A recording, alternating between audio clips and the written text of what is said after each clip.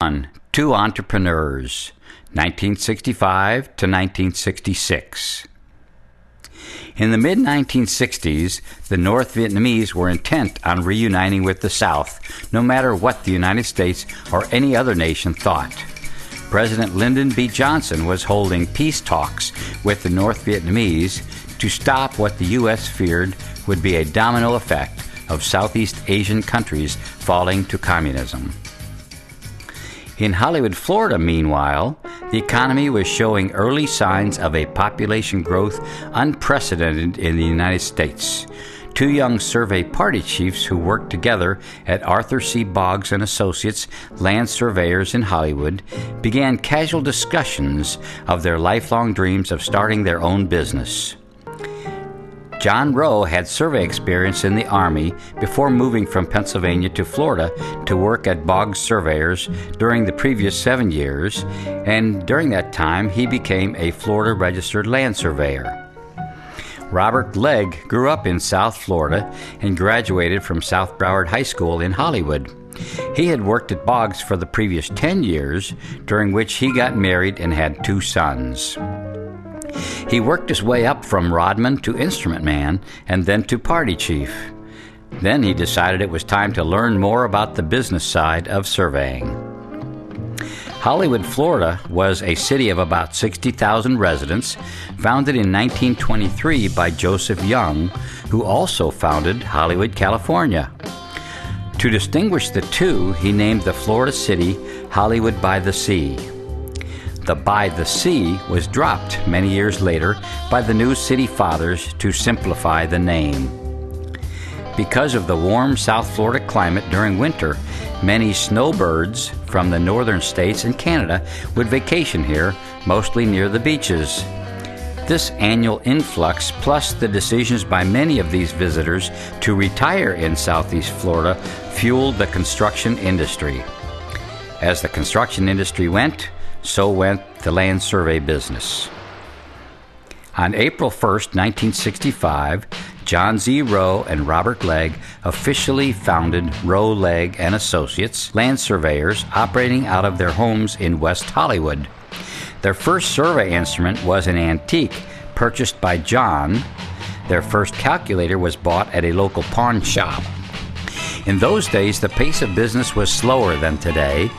There were no fax machines, cellular phones, voicemail capabilities, or even copy machines. Carbon paper did the job. There were no computers, portable calculators, or electronic surveying equipment.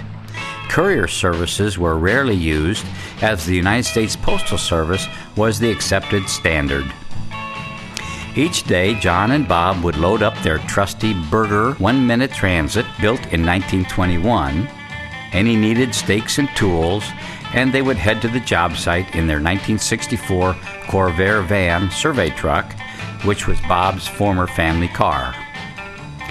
Their assignment was usually to set construction stakes for foundations, piling, or building corners and floor elevations. During the day, John's wife, Mary Jane, would do the bookkeeping and order stakes and supplies. Bob's wife, Ann, would do the administrative work and answer the telephone calls while caring for her 2 sons, Rob and Tim. Each evening after a long day in the field, John and Bob would calculate measurements and prepare sketches for the previous and next day's work. They both were sticklers for accuracy and would not be satisfied until everything was done correctly. Work quality and client service were their 2 motivators, and if a project was possible, they would find a way to complete it on time. After about a year in business, they were getting a bit discouraged, doing mostly small, short-term projects, and constantly worrying about where they would get future work. They heard about a local architect, Manny Abrabin, who had designed a large apartment building on the beach. On their way home from a day's work in Pompano Beach, they visited Mr. Abrabin to see if he needed any surveying services. It was a Friday, and Manny told them that, as it happened, he had a desperate need for a survey crew to stake pile foundations on Monday morning, or a large project would be delayed for weeks. Bob and John quickly agreed to take on the assignment and spent the entire weekend calculating and sketching the layouts. On Monday morning, they were at the job site early, and the contractor was able to get started without delay. Manny Aberban was amazed at their performance and introduced Miller Legg to Frank J. Rooney Construction, a large builder, and many of his other clients and contractors. Meanwhile, Bob Miller, after growing up in Miami, graduated from the University of Florida with a degree in civil engineering in 1963. He became a Reserve Officer Training Corps, ROTC, graduate and spent 3 years as an Army Communications Officer at SHAPE NATO headquarters in Paris, France. To give some perspective to life in 1965 and 66, the cost of a first-class postage stamp was 5 cents, and a new home cost an average of $21,500. The Dow Jones average was at 890 on April 1, 1965.